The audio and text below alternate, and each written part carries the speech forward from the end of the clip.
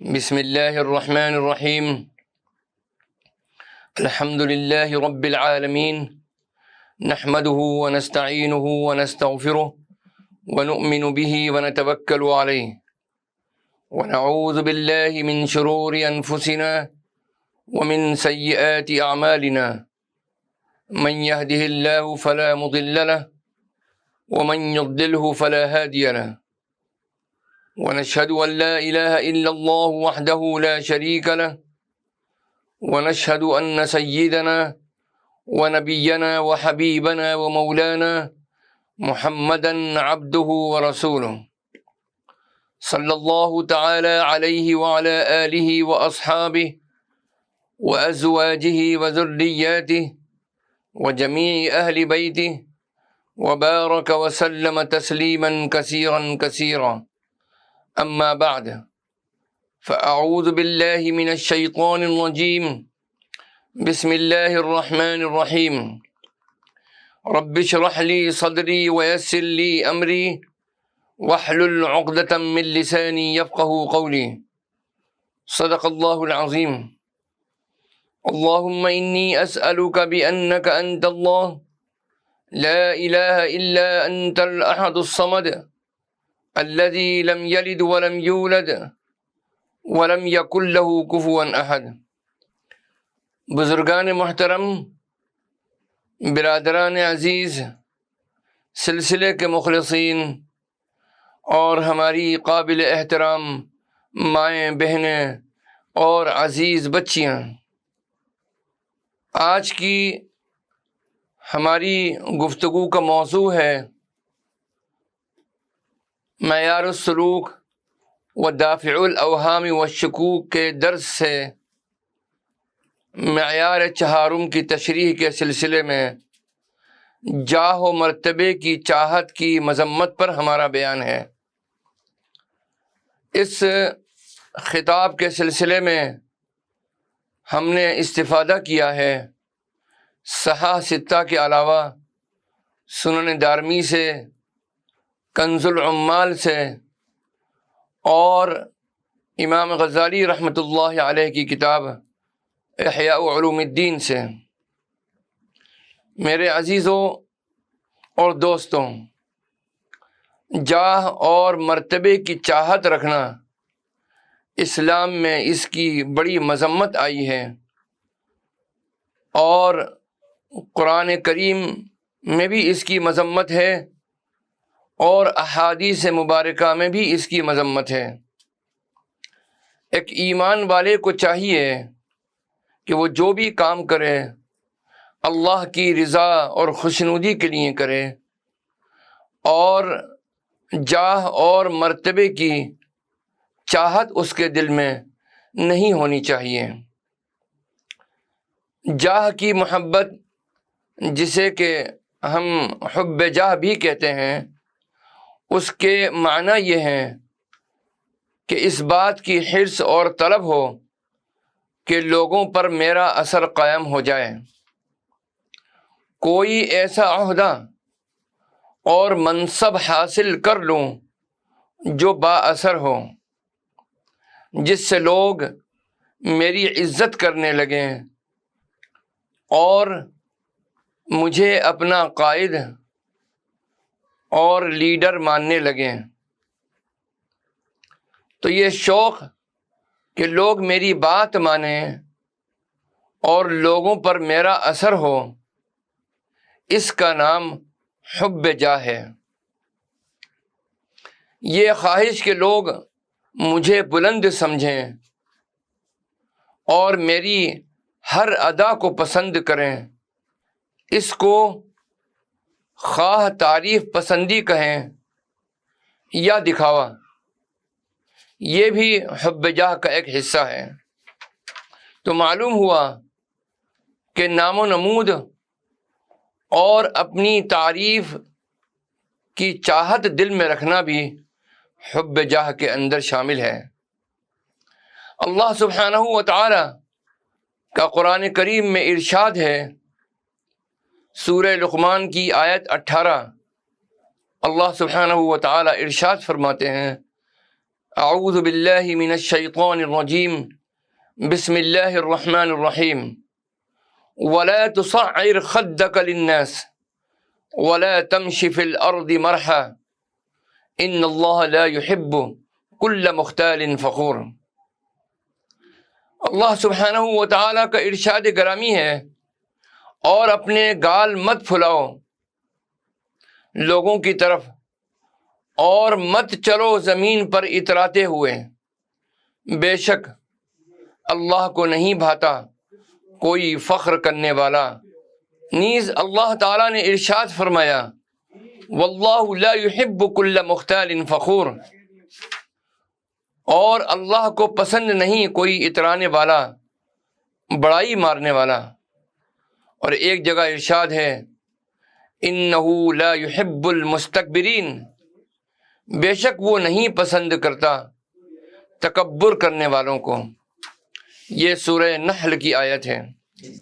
غرور اور شیخی، خود پسندی، یہ سب تکبر کی شاخیں ہیں۔ جن لوگوں میں تکبر ہوتا ہے بس وہ صرف اپنے ہی خیال میں بڑے ہوتے ہیں، اور لوگوں کے دلوں میں ان کی ذرا بھی عزت نہیں ہوتی ہے۔ اور جو لوگ تواضع اختیار کرتے ہیں، یعنی لوگوں سے ایسا معاملہ رکھتے ہیں کہ اپنی بڑائی کا ذرا بھی خیال نہیں ہوتا، وہ لوگوں کے نزدیک محبوب ہوتے ہیں۔ حضرت عمر رضی اللہ تعالی عنہ نے ایک مرتبہ منبر پر ارشاد فرمایا اے لوگوں، تواضع اختیار کرو، کیونکہ میں نے رسول پاک صلی اللہ تعالی علیہ وسلم سے سنا ہے کہ جو شخص اللہ کے لیے تواضع اختیار کرے اللہ اس کو بلند فرما دے گا، جس کا نتیجہ یہ ہوگا کہ وہ اپنے نفس میں چھوٹا ہوگا اور لوگوں کی نگاہوں میں بڑا ہوگا۔ اور جو شخص تکبر اختیار کرے گا اللہ اس کو گرا دے گا، جس کا نتیجہ یہ ہوگا کہ وہ لوگوں کی آنکھوں میں چھوٹا ہوگا اور اپنے نفس میں بڑا ہوگا۔ لوگوں کے نزدیک اس کی ذلت کا یہ عالم ہوگا کہ وہ اس کو کتے اور سور سے بڑھ کر ذلیل جانیں گے۔ تو میرے عزیزوں اور دوستوں، معلوم یہ ہوا کہ جاہ و مرتبہ، اس کی چاہت رکھنا، یہ اللہ تعالیٰ کے نزدیک اور اس کے رسول صلی اللہ علیہ وسلم کے نزدیک پسندیدہ نہیں ہے، اس کی مذمت کی گئی ہے۔ اللہ کے نبی صلی اللہ علیہ وسلم نے ایک موقع پر ارشاد فرمایا حب المال والجاہ ينبتان النفاق في القلب كما ينبت الماء البقل۔ مال اور مرتبے کی محبت دل میں منافقت کو اس طرح بڑھاتی ہے جس طرح پانی سے سبزی اگتی ہے۔ حضرت کعب بن مالک رضی اللہ عنہ سے روایت ہے، عن کعب بن مالک رضی اللہ تعالی عنہ قال قال رسول اللہ صلی اللہ علیہ وسلم ما ذئبان جائعان ارسلا فی غنم بأفسد لها من حرص المرء على المال والشرف لدینہ۔ حضرت کعب بن مالک رضی اللہ تعالی عنہ سے روایت ہے جس کا مفہوم یہ ہے کہ نبی کریم صلی اللہ تعالی علیہ وسلم نے ارشاد فرمایا اگر دو بھوکے بھیڑیے کسی بکریوں کے گلے میں چھوڑ دیے جائیں تو وہ اس بکریوں کے گلے میں اتنا فساد نہیں مچائیں گے جتنا مال اور جاہ کی محبت انسان کے دین میں پیدا کرتی ہے۔ ایک موقع پر رسول پاک صلی اللہ تعالی علیہ وسلم نے ارشاد فرمایا انما ہلاک الناس باتباع الہوى وحب الثناء۔ اللہ محفوظ مامون فرمائے۔ اللہ کے نبی صلی اللہ علیہ وسلم ارشاد فرماتے ہیں کہ لوگوں کی ہلاکت کا باعث خواہش کے پیچھے چلنا اور تعریفی کلمات کو پسند کرنا ہے۔ اللہ سبحانہ و تعالی اپنے فضل سے اور اپنے کرم سے ہمیں اور آپ کو اور پوری امت مسلمہ کو اس مصیبت سے عافیت نصیب فرما دے۔ تو میرے عزیزوں اور دوستوں، شہرت اور جاہ و منصبے کی چاہت، جیسا کہ میں نے عرض کیا، اسلام میں اس کو ناپسند کیا گیا۔ بالکل اس کے برعکس گمنامی میں رہنا اس کو اسلام نے پسند فرمایا ہے۔ نبی اکرم صلی اللہ تعالی علیہ وسلم نے ارشاد فرمایا رب اشعث اغبر ذی طمرین لا یؤبہ لہ لو اقسم علی اللہ لأبرہ منہم البراء بن مالک۔ یہ صحیح مسلم کی روایت ہے۔ حضور نبی کریم صلی اللہ علیہ وسلم نے ارشاد فرمایا بہت سے ایسے لوگ ہیں جن کے بال بکھرے ہوئے، چہرہ گرد آلود، پرانے کپڑوں والے، جن کی کوئی پرواہ نہیں کی جاتی، اگر اللہ پر قسم کھا لیں تو اللہ تعالیٰ اسے پورا کرتا ہے۔ ان میں حضرت براء ابن مالک رضی اللہ عنہ بھی ہیں۔ سبحان اللہ، کیسی خوشخبری ہے حضرت براء ابن مالک رضی اللہ تعالیٰ عنہ کے لیے، اور کیا مقام ہے۔ اللہ سبحانہ و تعالی ہمارے اندر ایسے صحابہ کرام اور جملہ صحابہ کرام، اے اللہ ایسی مبارک فضیلتیں اور مراتب ہمیں اور آپ کو، پوری امت کو اللہ عطا فرما دے۔ نبی کریم صلی اللہ علیہ وسلم نے ایک موقع پر ارشاد فرمایا الا ادلکم علی اہل الجنہ کل ضعیف مستضعف لو اقسم علی اللہ لأبرہ واہل النار کل متکبر مستکبر جواز۔ آپ صلی اللہ علیہ وسلم ارشاد فرماتے ہیں کیا میں تمہیں جنتی لوگوں کے بارے میں نہ بتاؤں؟ ہر کمزور جسے کمزور کر دیا گیا، اگر اللہ تعالیٰ پر قسم کھائے تو اللہ اس کی قسم پوری کرتا ہے، اور ہر متکبر اکڑ کر چلنے والا جہنم میں جائے گا۔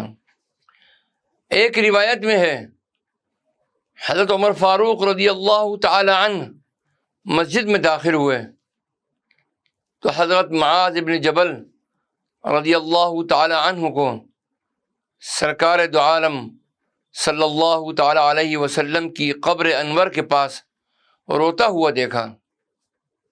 پوچھا کیوں رو رہے ہو؟ انہوں نے عرض کیا کہ میں نے رسول اللہ صلی اللہ تعالی علیہ وسلم سے سنا ہے، آپ نے ارشاد فرمایا ان الیسیر من الریاء شرک وان اللہ یحب الاتقیاء الاخفیاء الذین ان غابوا لم یفتقدوا وان حضروا لم يعرفوا قلوبهم مصابیح الہدى ینجون من کل غبراء مظلمہ۔ حضور نبی کریم صلی اللہ علیہ وسلم نے ارشاد فرمایا تھوڑا سا دکھاوا بھی شرک ہے، بے شک اللہ تعالی متقی پوشیدہ رہنے والوں کو پسند فرماتا ہے۔ وہ لوگ کہ جب غائب ہوں تو لوگ ان کو تلاش نہیں کرتے، جب کہیں آئیں تو ان کو کوئی نہیں جانتا، ان کے دل ہدایت کے چراغ ہیں، وہ ہر گر آلود اندھیرے مقام سے نجات پاتے ہیں۔ حضرت محمد بن سوید رحمہ اللہ سے مروی ہے، ایک مرتبہ مدینہ طیبہ میں قحط پڑ گیا اور وہاں ایک نیک شخص تھا جس کی کوئی پرواہ نہیں کی جاتی تھی۔ وہ مسجد نبوی میں رہتا تھا۔ جب لوگ دعا مانگ رہے تھے تو ایک شخص آیا جس نے 2 پرانے کپڑے پہن رکھے تھے۔ اس نے 2 مختصر رکعتیں پڑھیں، پھر ہاتھ اٹھا کر یوں دعا کی، اے میرے رب، میں تجھے قسم دیتا ہوں کہ اسی وقت ہم پر بارش برسا دے۔ اس نے ابھی اپنے ہاتھ واپس نہیں کیے تھے اور دعا بھی ختم نہیں ہوئی تھی کہ آسمان بادلوں سے ڈھک گیا اور بارش برسنے لگی، حتیٰ کہ مدینے والے ڈوبنے کے خوف سے چیخنے چلانے لگے۔ اس نے عرض کیا کہ اے میرے رب، اگر تیرے علم کے مطابق یہ بارش کافی ہے تو ان سے اٹھا دے۔ اسی وقت بارش تھم گئی۔ سبحان اللہ، سبحان اللہ۔ پھر یہ نیک مرد جو مسجد میں رہتا تھا اس بارش مانگنے والے کے پیچھے چلا، حتیٰ کہ اس کا گھر معلوم کر لیا۔ پھر دوسرے دن سویرے سویرے اس کے گھر گیا اور کہا کہ میں ایک کام کی خاطر آیا ہوں۔ اس نے پوچھا وہ کیا ہے؟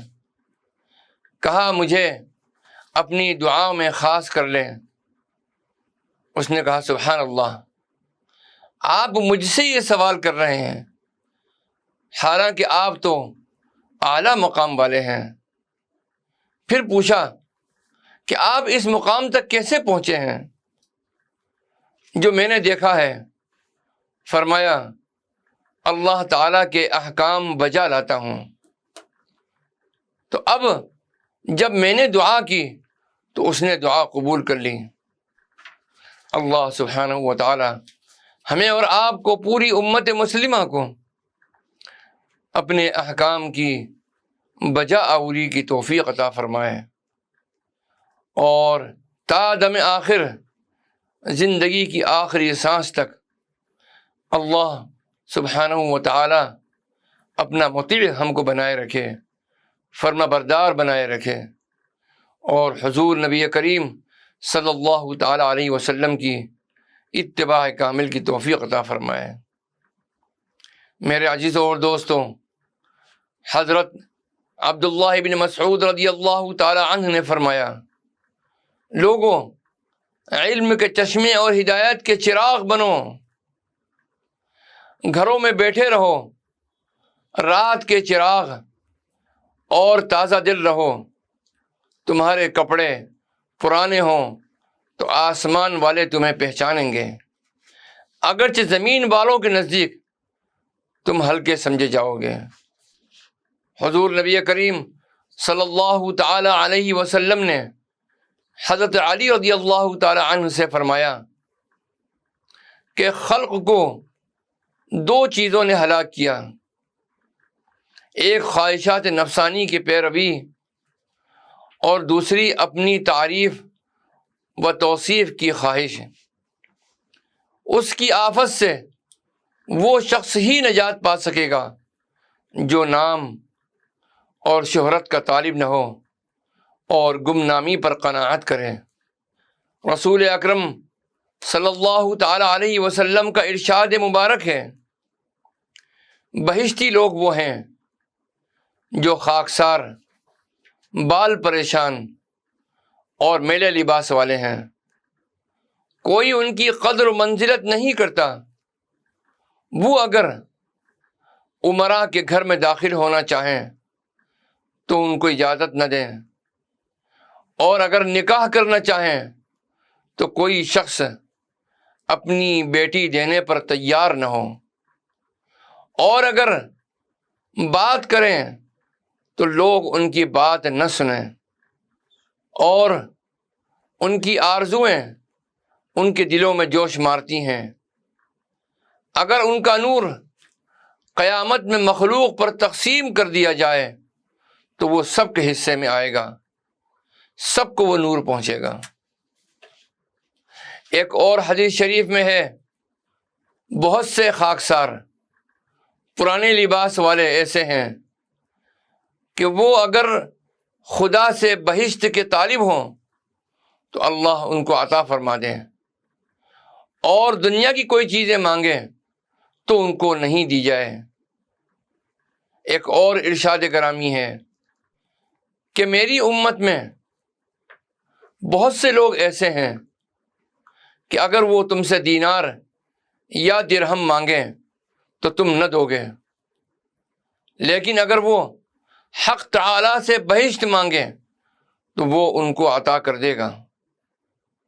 اگر دنیا مانگے تو نہ دے گا، اس کا باعث یہ نہیں ہے کہ وہ شخص ذلیل بے قدر ہے۔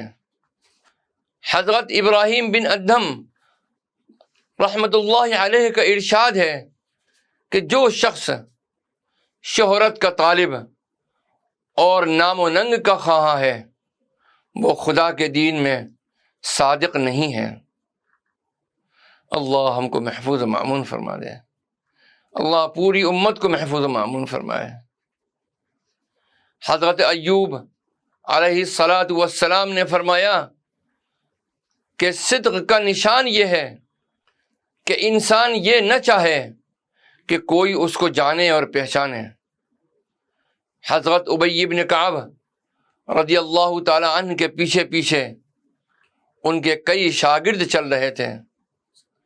حضرت عمر رضی اللہ تعالی عنہ نے ان کے کئی درے مارے۔ انہوں نے کہا، اے امیر المؤمنین، آپ ایسا کیوں کر رہے ہیں؟ حضرت عمر رضی اللہ تعالی عنہ نے فرمایا کہ اس طرح ان لوگوں کے لیے ذلت ہے جو پیچھے پیچھے چل رہے ہیں، اور جو ان کے آگے آگے چل رہا ہے اس کے لیے یہ غرور اور نخوت کا سرمایہ ہے، اس سے تمہارے اندر غرور اور نخوت پیدا ہوگا۔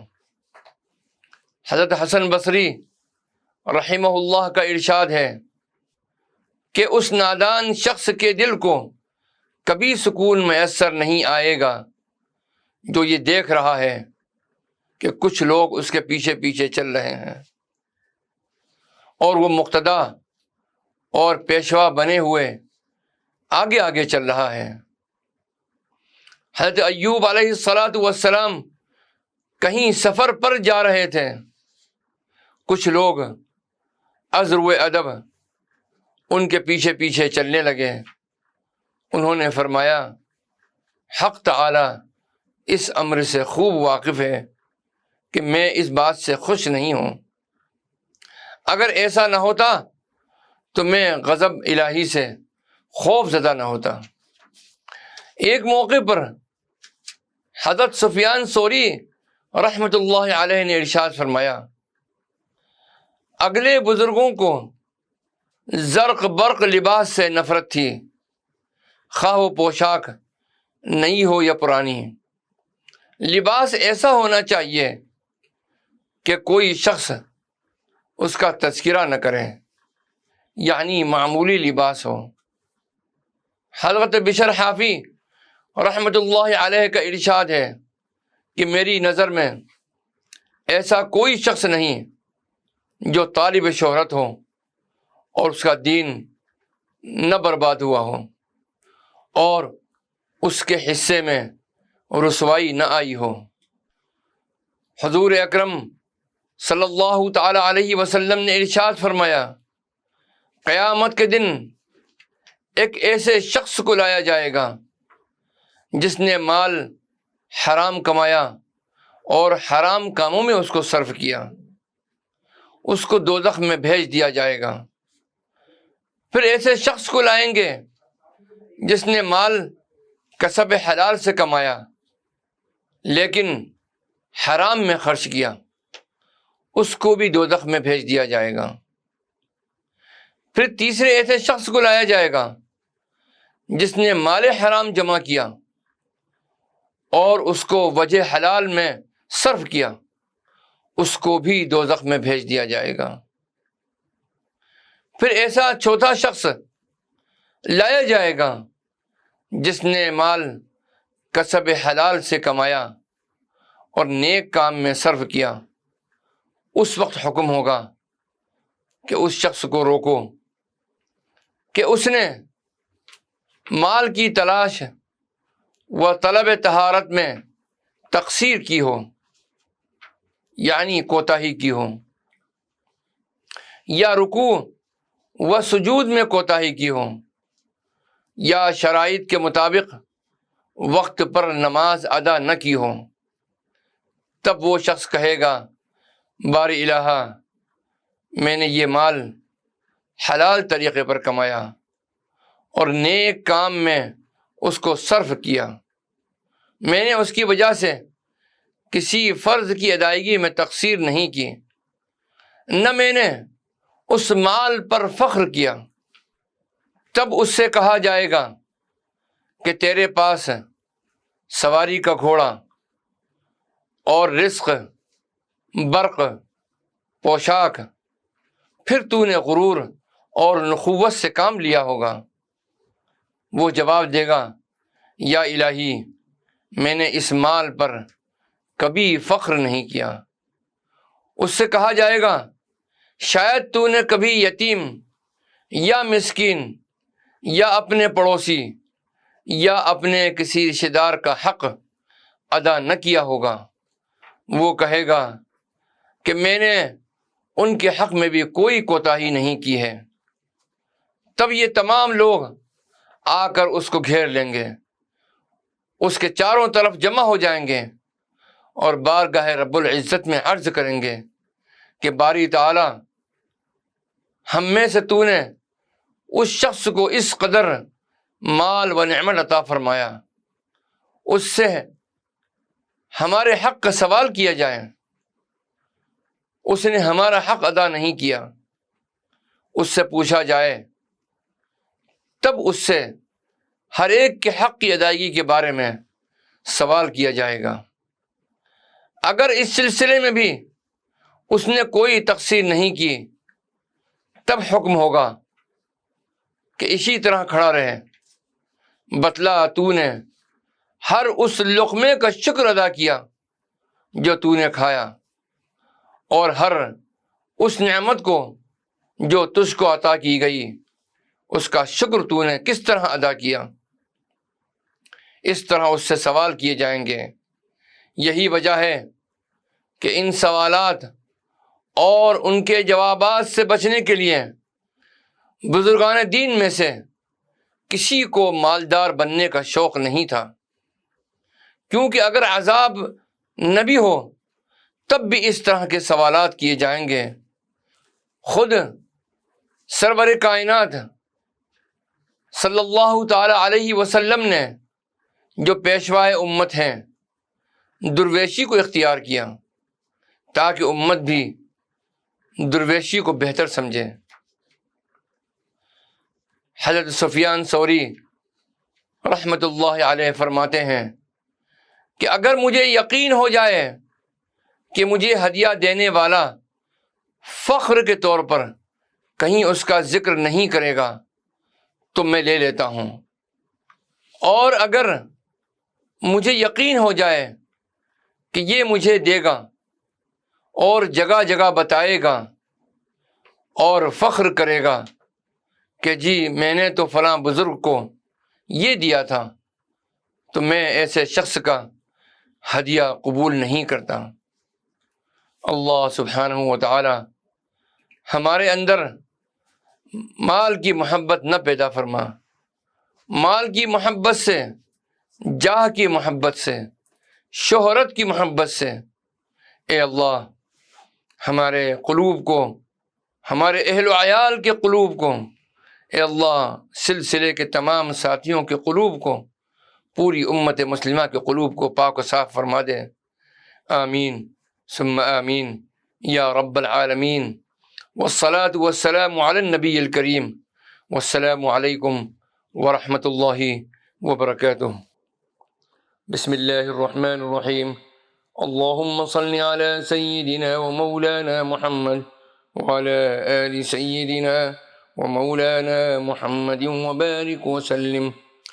اللہم انت السلام ومنک السلام تبارکت یا ذا الجلال والاکرام۔ ربنا علیک توکلنا وإلیک انبنا وإلیک المصیر۔ اللہم انا نعوذ بک من منکرات الاخلاق والاعمال والاہواء والادواء۔ اللہم وفقنا لما تحب وترضى واجعل آخرتنا خیرا من الأولى۔ اللہم انا نعوذ بک من الجنون والجذام والبرص وسيء الأسقام۔ اللهم اكفنا بحلالك عن حرامك وأغننا بفضلك عمن سواك۔ اللهم إنا نعوذ بك من الهم والحزن والعجز والكسل والجبن والبخل وغلبة الدين وقهر الرجال۔ اللهم ارزقنا حب نبيك وحبيبك محمد صلی اللہ علیہ وسلم، وارزقنا شفاعته واتباعه ولقاءه۔